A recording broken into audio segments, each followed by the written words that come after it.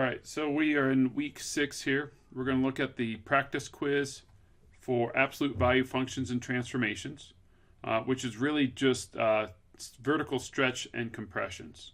All right, so go ahead and open up the same quiz. This is practice quiz unit 2, component 1 in week 6 in Canvas. And then I also have transformation notes, which is that top page in week 6, as well as Desmos that I'm going to use to go over stuff with you.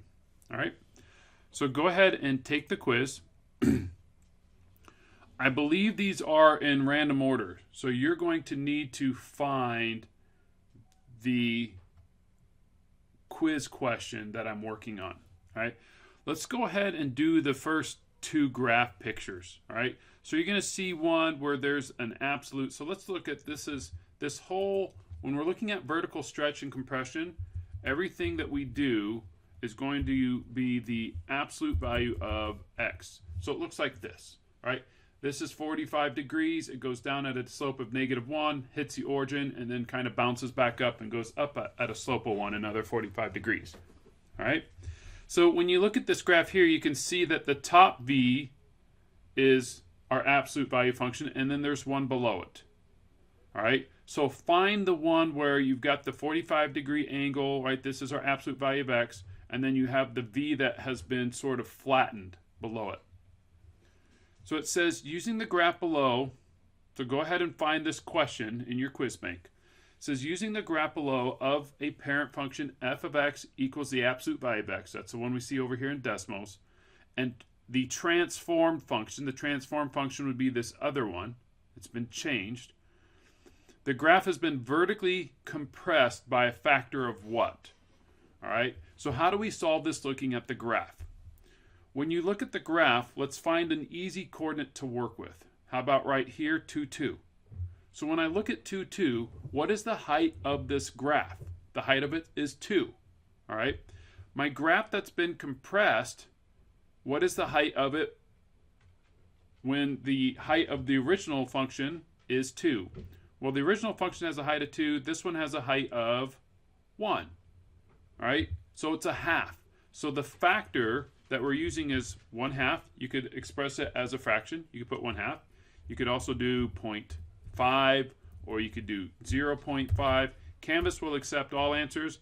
I'm going to leave it as a fraction since that is the factor that we're looking at.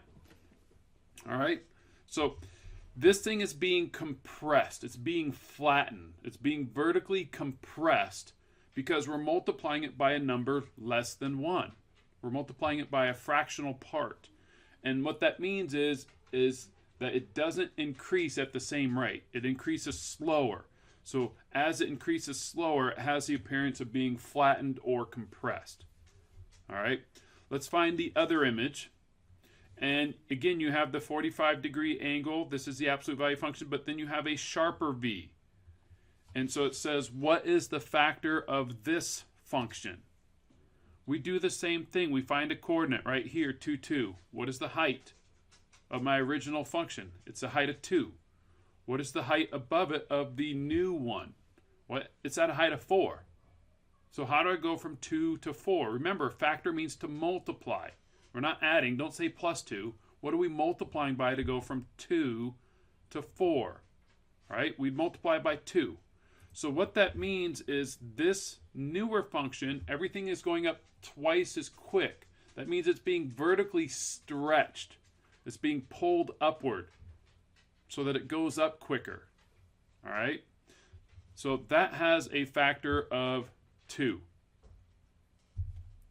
How are we doing on the first 2 questions? We good with that? All right. Let's go to the one right here. Since we just got done going over this with the image, find the question where it says f of x equals 2 times the absolute value of x. All right. So our original function has f of x equals the absolute value of x. And this is saying if I put a 2 in front of it, if I multiply everything times 2, that's going to cause a vertical stretch. Is that true or false? Well, let's go ahead and check this out on Desmos. if I put a 2 in front of it, you're going to notice that this thing is what we just looked at. It's the graph that we just looked at. And I'm going from a height of 2 to, or sorry, a height of 5 to height of 10 right here. I am multiplying everything, which causes this thing to make or do a vertical stretch. So this is true. If you multiply it by a number bigger than 1, it's going to cause it to increase quicker, which causes a vertical stretch. All right, let's see if we have any other questions in here where we're multiplying times a number bigger than 1. Right here, 10. All right, so find the question that has 10 in front of it. It says, given the absolute value parent function f of x equals the absolute value of x, the following function f of x equals 10 times the absolute value of x would cause the transformation to be a graph that either increases or decreases by a factor of 10. All right, so we know that if we have to choose between increasing or decreasing, it is absolutely increasing because we're multiplying everything times 10. All right, and so let me reread this to make sure that we get this right. So 10 times the absolute value of x would cause the transformation to either increase or decrease by a factor of 10 compared to the parent function. That is true because you're multiplying everything times 10. All right. As I read through these, I'm hoping that you're kind of mentally answering them in your head. All right. Let's go ahead and there's a point 2. Here we go.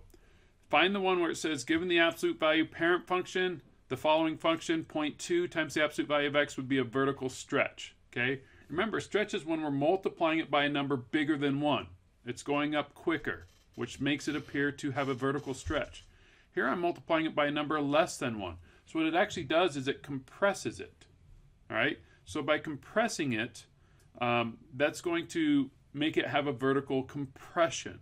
So this would be false. This is not a vertical stretch because it's less than 1. All right. All